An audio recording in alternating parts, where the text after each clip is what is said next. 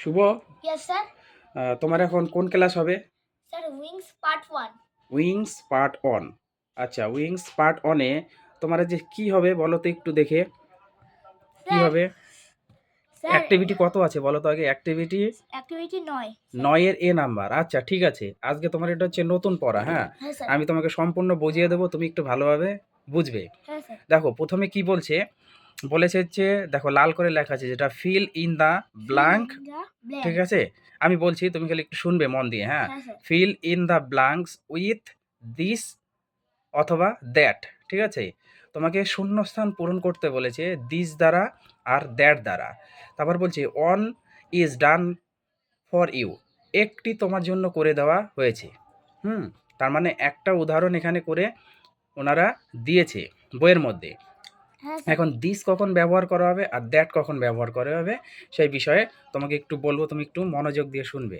ঠিক আছে, প্রথম চিত্রটা যদি তোমরা দেখো, একটা হাতের মতো আছে না, ব্লু করে দেখো, হাত হাত Yes, sir. হাতের মতো আছে। হাতের এখানে দেখো একটা মেয়ে আছে। Yes, sir. হ্যাঁ, এই মেয়ের ইংরেজি হচ্ছে গার্ল। ঠিক আছে, Yes, sir. তারপরে দেখো আর একটা হাতের মতো আছে নিচে।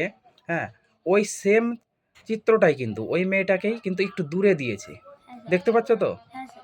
প্রথমে একটি মেয়ে আছে কাছে, আর একটি মেয়ে সেম মেয়ে সেটা কোথায় আছে? একটু দূরে আছে। এইবার দেখো 1 নম্বর উদাহরণে তোমার আছে হচ্ছে, এটা করে দেওয়া আছে। ঠিক আছে, Yes, sir. This is a girl, this is a girl. This মানে হচ্ছে এই। ঠিক আছে, আমি লিখে দিয়েছি দিস মানে হচ্ছে এই। হ্যাঁ, ইজ মানে হচ্ছে হয়, আর গার্ল মানে হচ্ছে মেয়ে। এটা হয় একটি মেয়ে।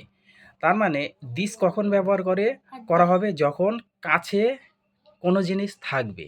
ঠিক আছে, যখন কাছে কোনো জিনিস থাকবে তখন কি করা হয়? দিস ব্যবহার করা হয়। ঠিক আছে, তারপরে দেখো সেম চিত্র দিয়েই এবার দিসের জায়গাতে আছে দ্যাট। দ্যাট আছে না, THAT, দ্যাট। দ্যাট মানে হচ্ছে যে, আমি বাংলাতে লিখে দিয়েছি। ঠিক আছে, দ্যাট মানে হচ্ছে যে। Is, that is girls. এই যে দ্যাট, এই দ্যাটটা ব্যবহার করা হবে একটু দূরে বোঝাতে। ঠিক আছে, বুঝা গেল তো? মানে দিস ব্যবহার করা হবে কাছে, আর দ্যাট ব্যবহার করা হবে একটু দূরে। তারপরে 3 নাম্বার উদাহরণটা দেখো, এখানে কাছে তাহলে কি আমরা ব্যবহার করব? This, THIS, this. This is bird. Okay, bird মানে কি? পাখি। বার্ড মানে পাখি। তারপরে দেখো ওই পাখিটার চিত্র একটু দূরে দেওয়া আছে, সেই জন্য ওখানে কি ব্যবহার করা হবে? That, THAT, that. তারপরে চিত্রতে কি আছে? ডগ। ডগ। ডগটা দেখো কাছে আছে, তাই তো? 5 নাম্বারে কিন্তু। তাহলে কাছে থাকলে কি ব্যবহার করব আমরা? This, THIS, this. ওই ডগটাই দেখো দূরে দেওয়া আছে একটু, তাহলে আমরা কি ব্যবহার করব? That. That, THAT, that. That is a dog. তাহলে তুমি দিস এবং দ্যাট এই দুটার ব্যবহার সম্পূর্ণ বুঝতে পারলে? হ্যাঁ স্যার। তাহলে তুমি আরেকবার বলো তো, দিস আমরা কখন ব্যবহার করব? কাছে। যখন কোনো কিছু কাছে থাকবে তখন আমরা কি ব্যবহার করব? দিস। আর দ্যাট কখন ব্যবহার করব? দ্যাট হলো কেউ দূরে হলে, হ্যাঁ, বা কোনো কিছু যদি একটু দূরে থাকে তাহলে সেক্ষেত্রে আমরা দ্যাট ব্যবহার করব। তাহলে তোমার এই দিস আর দ্যাট সম্পূর্ণ আমি বুঝিয়ে দিলাম। এর পরের দিন কিন্তু তোমাকে সম্পূর্ণ না দেখে আমার কাছে বলতে হবে। ঠিক আছে?